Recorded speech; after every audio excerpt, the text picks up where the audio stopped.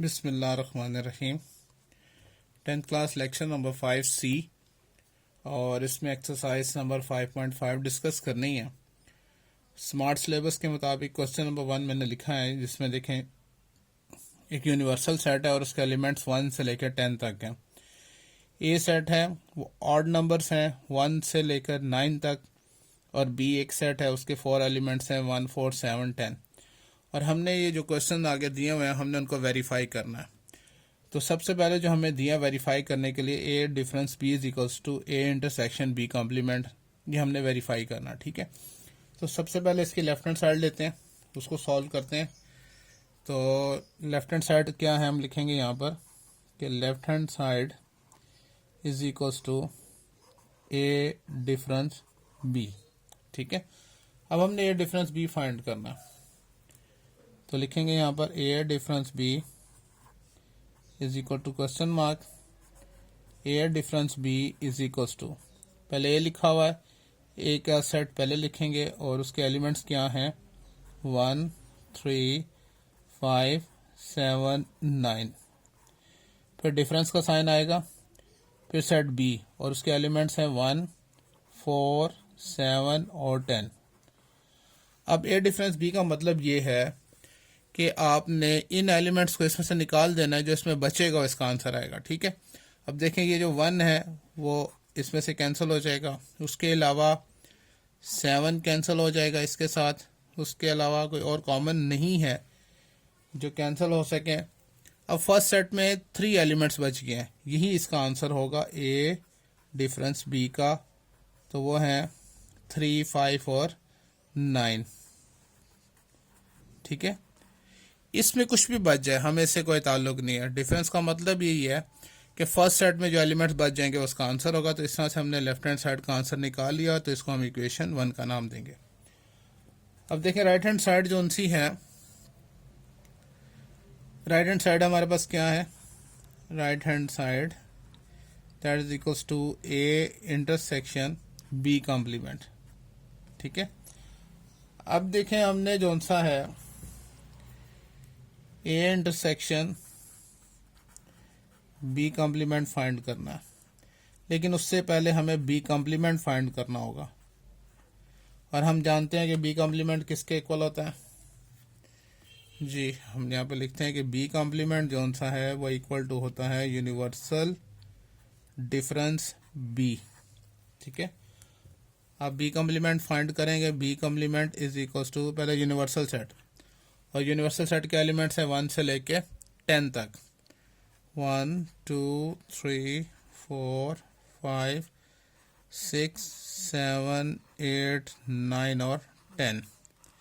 Difference set B के elements हैं 1, 4, 7 और 10। अब फिर डिफरेंस का साइन, इसका मतलब इन एलिमेंट्स को इसमें से निकाल दें, जो बच जाएंगे वो बी कॉम्प्लीमेंट का आंसर आएगा। जैसे ये 1, फिर 4, 7 और 10। अब फर्स्ट सेट में जो एलिमेंट्स बच जाएंगे वो बी कॉम्प्लीमेंट का आंसर होंगे, यानी B complement is equals to 2, 3, 5, 6, 8, 9, ये बी कॉम्प्लीमेंट का आंसर आ गया। हम अब आसानी जो सा है A intersection B complement find कर सकते हैं, ठीक है। अब हम ये फाइंड करते हैं, ए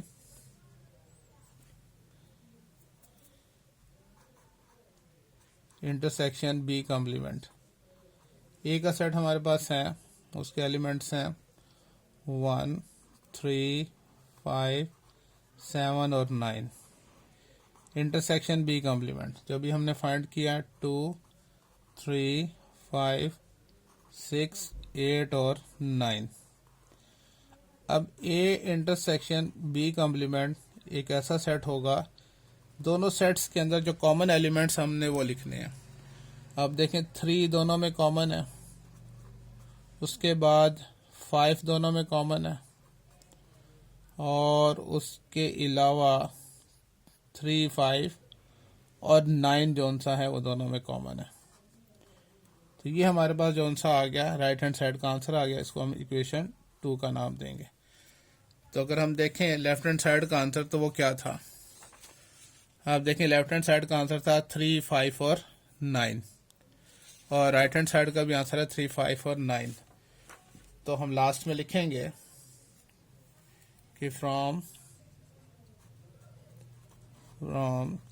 equation 1 and 2 it is proved that k left hand side is equals to right hand side, therefore फिर हमने क्या मालूम कर लिया कि a डिफरेंस b, हमने क्या प्रूव किया, a difference b is equal to a intersection b complement, ये हमने प्रूव कर दिया। ठीक है, तो इस तरह से हमने पहला जो क्वेश्चन था वो हमने कंप्लीट किया। सेकंड इसका जो स्मार्ट सिलेबस का फोर्थ पार्ट है, और वो फोर्थ पार्ट क्या है, देखें फोर्थ पार्ट में कहा यह जा रहा है कि आपने बताना है कि A intersection B whole complement is equals to A complement union B complement. ठीक है, हम इसको जानते हैं कि यह डी मॉर्गन लॉ भी कहलाता है। अगर आप देखें A intersection B whole complement किसके इक्वल है, A complement union B complement के, तो ये क्या कहलाता है, ये डी मॉर्गन लॉ भी कहलाता है। तो हम इसको ये भी नाम साथ लिख दें, डी मॉर्गन्स लॉ। क्लियर है। अच्छा, अब इसकी भी हमने लेफ्ट हैंड साइड लेनी है, तो उसी तरह से लिखेंगे यहाँ पर कि लेफ्ट हैंड साइड हमारे पास क्या है, वो है A intersection B whole complement. तो ये हमने फाइंड करना, A intersection B whole complement find करना। ठीक है, तो पहले तो हम बताएंगे कि A intersection B whole complement, और इसका फार्मूला हम लिखेंगे यहाँ पर कि A intersection B whole complement किसके इक्वल होता है,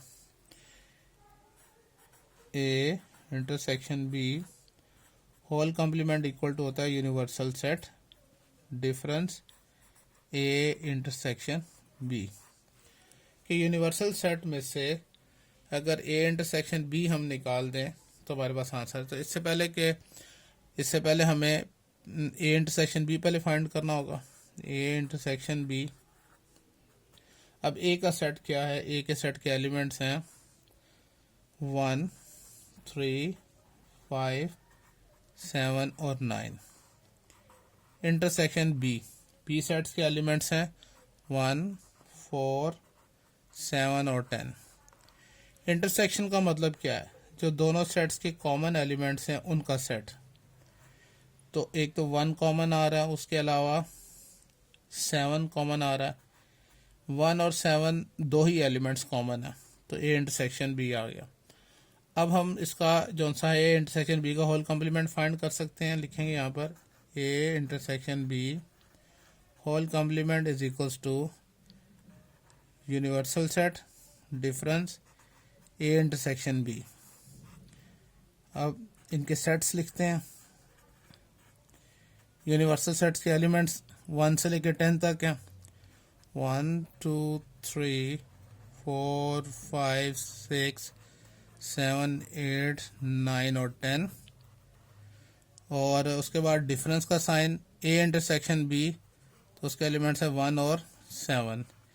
इन दोनों एलिमेंट्स को इसमें से हम निकाल दें, यानी 1 और 7 यहाँ से निकाल दें, जो फर्स्ट सेट में से एलिमेंट्स बचेंगे तो वो आंसर होंगे A intersection B whole complement के। तो वो क्या है, 2, 3, 4, 5, 6, 8, 9 और 10। 1 भी नहीं होगा और 7 भी नहीं होगा। ठीक है, तो ये हमारी लेफ्ट हैंड साइड का आंसर आ गया। हम इसको इक्वेशन 1 का नाम देंगे। ठीक है, अच्छा, अब देखें इसकी राइट हैंड साइड। तो लिखेंगे हम यहाँ पर right hand side is equals to क्या हमारे पास, देखें right hand side is equals to A complement union B complement. ठीक है, अब हमने ये दोनों के पहले कॉम्प्लीमेंट फाइंड करने हैं। तो पहले तो हमने ए कॉम्प्लीमेंट फाइंड करना। तो ए कॉम्प्लीमेंट का जो फार्मूला हम जानते हैं वो क्या होगा, A complement is equals to universal difference A. अब A complement is equal to universal set क्या है, 1 2 3 4 5 6 7 8 9 और 10। डिफरेंस सेट ए के एलिमेंट्स 1 3 5 7 और 9। इन एलिमेंट्स को इसमें से निकाल दें, जो इनमें बच जाएगा वो ए कॉम्प्लीमेंट का आंसर होगा। जैसे देखें 1 3, उसके बाद 5 7 और 9। अब ए कॉम्प्लीमेंट का आंसर आएगा, जो फर्स्ट सेट में जितने भी एलिमेंट बच जाएंगे 2 आ जाएगा, 4 6 8 और 10। मीन तमाम ऑड नंबर्स निकाल देंगे तो बाकी इवन नंबर्स हमारे पास आ जाएंगे ए कॉम्प्लीमेंट। अब हमने बी कॉम्प्लीमेंट फाइंड करना। बी कॉम्प्लीमेंट का हम फार्मूला जानते हैं कि बी कॉम्प्लीमेंट क्या होता है, यूनिवर्सल डिफरेंस बी। जी, B complement is equals to universal set क्या हमारे पास 1 2 3 4 5 6 7 8 9 और 10। डिफरेंस सेट बी के एलिमेंट्स, और बी के एलिमेंट्स से 1 4 7 और 10। इन एलिमेंट्स को इसमें से निकाल दें, जो इसमें बचेगा वो बी कॉम्प्लीमेंट का आंसर होगा। ठीक है, तो 1 निकल गया, 4 निकल जाएगा और 7 भी गया और 10। तो बाकी जो एलिमेंट्स बचेंगे वो बी कॉम्प्लीमेंट का आंसर होंगे। ठीक है, तो लिखते हैं B complement is equals to 2 3 5 6 8 9। अब इन दोनों का यूनियन फाइंड करना है। ठीक है, अब हमने क्या फाइंड करना था, इन दोनों का यूनियन के लिखते हैं यहाँ पर कि A complement union B complement अब हम फाइंड कर सकते हैं आसानी। ठीक है, मतलब A complement union B complement is equal to, पहले ए कॉम्प्लीमेंट का आंसर वो ये था 2 4 6 8 और 10, यूनियन बी कॉम्प्लीमेंट क्या है 2 3 5 6 8 और 9। अब दोनों सेट्स के एलिमेंट्स को मिलाकर लिखना है, तो वो क्या आ जाएगा, A complement union B complement is equals to 2 आ जाएगा। ठीक है, फिर यहाँ से 3 4 5 6 7 तो नहीं 8 9 और 10। ये हमारी राइट हैंड साइड का आंसर है और इसको हम इक्वेशन 2 का नाम देंगे। अब अगर देखें आप लेफ्ट हैंड साइड का आंसर, दोनों को कंपेयर कर लेते हैं। देखें तो लेफ्ट हैंड साइड का आंसर था ना 2 3 4 5 6 8 9 10, यानी 1 नहीं था और 7 नहीं था। तो यहाँ पे भी 1 नहीं है और 7 नहीं है, तो दोनों आंसर लेफ्ट हैंड साइड और राइट हैंड साइड के आंसर बिल्कुल सेम है। तो हम लास्ट में लिख सकते हैं कि from equation 1 and 2, from equation 1 and 2, it is proved that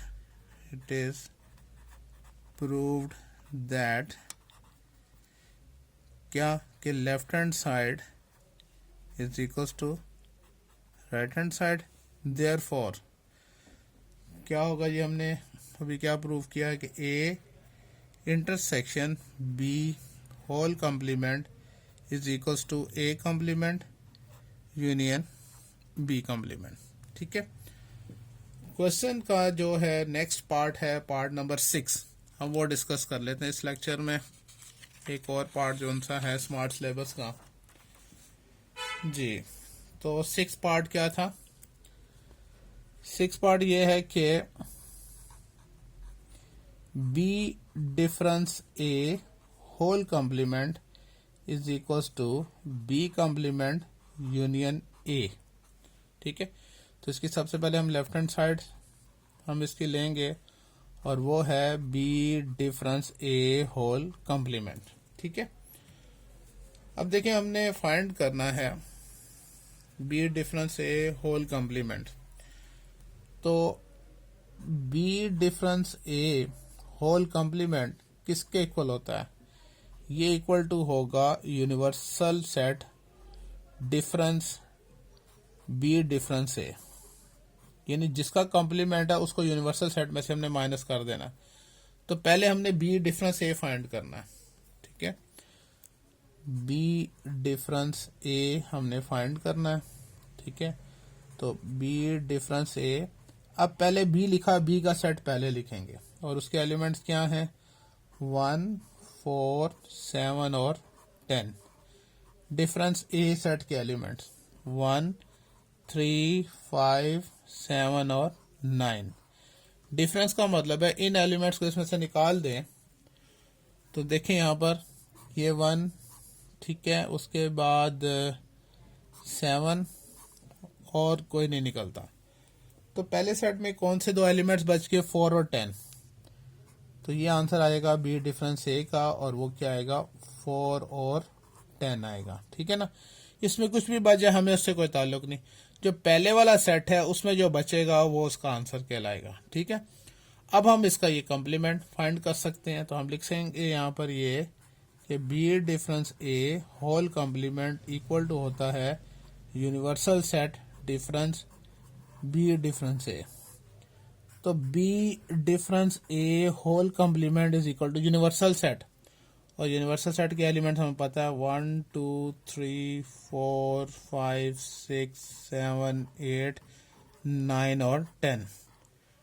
difference B difference ए, और वो दो एलिमेंट्स हैं 4 और 10। इन दो एलिमेंट्स को इसमें से निकालना है हमने। तो देखें ये 4, उसके बाद ये 10, बाकी जो एलिमेंट्स हैं वो इसका आंसर आ जाएंगे कि B difference A whole complement का आंसर क्या आ गया? 1, 2, 3, 5, 6, 7, 8 और 9। तो ये हमारा लेफ्ट हैंड साइड का आंसर आ गया। ये हमारी इक्वेशन 1 बन जाएगी। ठीक है, अब राइट हैंड साइड हमने फाइंड करनी है। तो लिखेंगे कि राइट हैंड साइड हमारे पास क्या है? सॉरी, राइट हैंड साइड हमारे पास क्या है? बी कॉम्प्लीमेंट यूनियन ए, यानी पहले हमें बी कॉम्प्लीमेंट फाइंड करना। ठीक है, और बी कॉम्प्लीमेंट का फॉर्मूला हम जानते हैं कि बी कॉम्प्लीमेंट इक्वल टू क्या होता है? Universal difference B. देखें, B complement is equal to universal set 1, 2, 3, 4, 5, 6, 7, 8, 9 और 10। डिफरेंस सेट बी, और बी के एलिमेंट्स हैं 1, 4, 7 और 10। इन एलिमेंट्स को इसमें से निकाल दें, जैसे 1, 4, 7, 10। तो बाकी क्या बचेगा हमारे पास? B complement is equals to, पहले सेट में क्या बचते हैं? 2, 3, 5, 6, 8 और 9। ये बी कॉम्प्लीमेंट का आंसर आ गया। अब बी कॉम्प्लीमेंट यूनियन ए हमने फाइंड करना है। ठीक है, हम वो फाइंड कर लेते हैं। B complement union A, B complement अभी हमने फाइंड किया था, उसके एलिमेंट्स है 2, 3, 5, 6, 8 और 9। यूनियन सेट ए के एलिमेंट्स ऑड नंबर्स हैं 1, 3, 5, 7 और 9। इन दोनों सेट्स को मिलाकर लिखना है। तो B complement union A is equals to, जी मिलाकर लिखेंगे तो क्या आएगा 1 2 3 5 6 7 8 और 9। तो ये हमारे पास इक्वेशन 2 आ गई। अब अगर आप देखें इक्वेशन 1, ये हमारे पास इक्वेशन 1 थी। 1 2 3 4 नहीं था, 5 6 7 8 9 10, यानी 4 और 10 नहीं था। तो यहाँ पर भी देख लें 4 भी नहीं है और 10 भी नहीं है, यानी इक्वेशन 1 और इक्वेशन 2 जो उनसे हैं वो सेम है। तो हम लिखेंगे from equation 1 and 2 it is proved that left hand side is equals to right hand side। therefore तो हमने क्या प्रूव किया कि b difference a whole complement is equals to b complement union a। तो ये हमने इसको प्रूव कर दिया। तो आज का लेक्चर जो सा है हम यहीं तक रखते हैं। क्वेश्चन नंबर 1 हमने किया इस लेक्चर के अंदर, उसके 3 पार्ट्स हमने डिस्कस किए 1 4 और 6। इंशाल्लाह नेक्स्ट लेक्चर जो सा होगा उसके अंदर हम एक क्वेश्चन नंबर 3 और क्वेश्चन नंबर 4 हम उसमें डिस्कस करेंगे। ओके, अल्लाह हाफिज।